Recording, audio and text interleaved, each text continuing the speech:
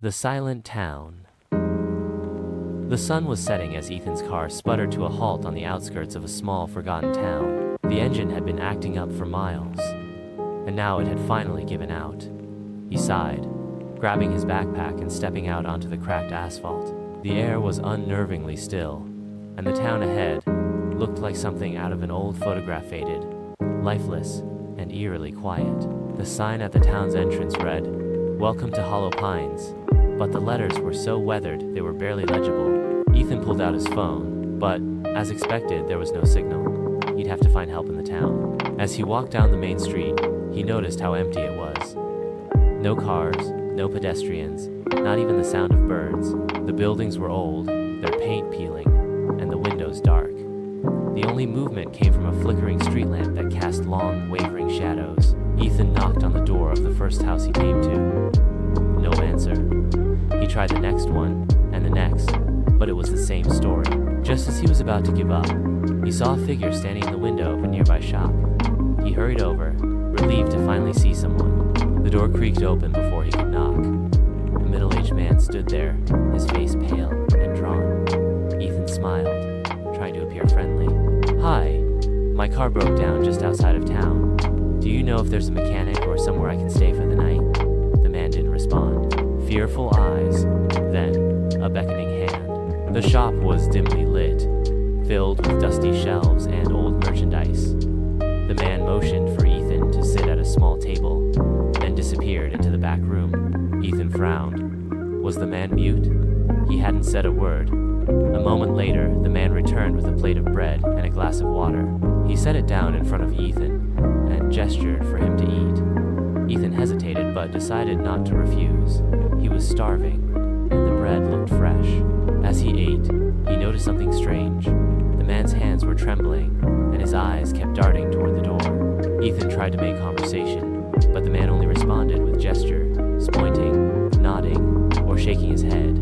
It was unsettling, but Ethan chalked it up to the man being shy, or perhaps having a speech impediment. When Ethan finished eating, the man gestured for him to follow again. They left the shop and walked down the street to a small inn. The man knocked on the door, and a woman answered. She looked just as pale and nervous as the man. They exchanged a series of gestures, and then the woman stepped aside to let Ethan in. The inn was as quiet as the rest of the town. The woman led Ethan to a room on the second floor and handed him a key. She pointed to the bed, then to the door, as if telling him to stay put. Ethan nodded, though he had no intention of staying cooped up all night.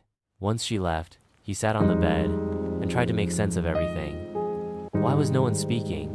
Why did they all look so terrified? He decided to explore the town after dark, hoping to find some answers. Night fell quickly, and the town grew even quieter, if that was possible. Ethan crept down the stairs and slipped out the front door. The streets were empty, the flickering street lamp now the only source of light. He wandered aimlessly, peering into darkened windows and listening for any signs of life. Then he heard a faint, rhythmic sound, like footsteps. He turned a corner and saw a group of townspeople walking in single file, their faces blank and their movements mechanical. They were heading toward the edge of town, where the forest loomed like a dark wall. Curiosity got the better of him, and Ethan followed. The group entered the forest, and he trailed behind, careful to stay hidden. The trees were dense, their branches twisting together to block out the moonlight. The air grew colder, and the silence was suffocating. After what felt like an eternity, the group stopped in a small clearing. In the center stood an ancient, gnarled tree, its bark blackened and its branches bare. The townspeople formed a circle around it, their heads bowed. Ethan's heart raced as he watched. What were they doing? He crouched behind a bush, trying to get a better look. Suddenly, the ground beneath him shifted, and he stumbled, snapping a twig.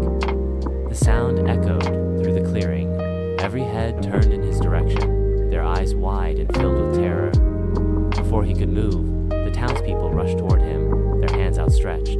Ethan bolted, crashing through the underbrush as the townspeople pursued him. He didn't look back, didn't stop, until he burst out of the forest and into the town. He ran all the way back to the inn, slamming the door behind him and locking it. He leaned against the door, gasping for breath. What the hell had just happened? Why were they chasing him? And why hadn't they made a single sound? The next morning, Ethan woke to the sound of knocking on his door. He opened it to find the woman from the inn standing there, her face even paler than before. She handed him a piece of paper and gestured for him to read it. The handwriting was shaky, the words barely legible. "You must leave. They will take you tonight. Don't make a sound." Ethan's blood ran cold. "Who will take me? What's going on here?" The woman shook her head frantically, pointing to the paper and then to her mouth. She mimed, zipping her lips and throwing away the key. Ethan understood she couldn't speak. None of them could. He packed his things quickly, determined to get out of Hollow Pines before nightfall. As he left the inn, he noticed the townspeople watching him from their windows, their eyes filled with pity and fear. Ethan made it to his car and tried the engine. To his relief, it started. He drove away as fast as he could, not daring to look back. But as he reached the town limits, he glanced in the rearview mirror.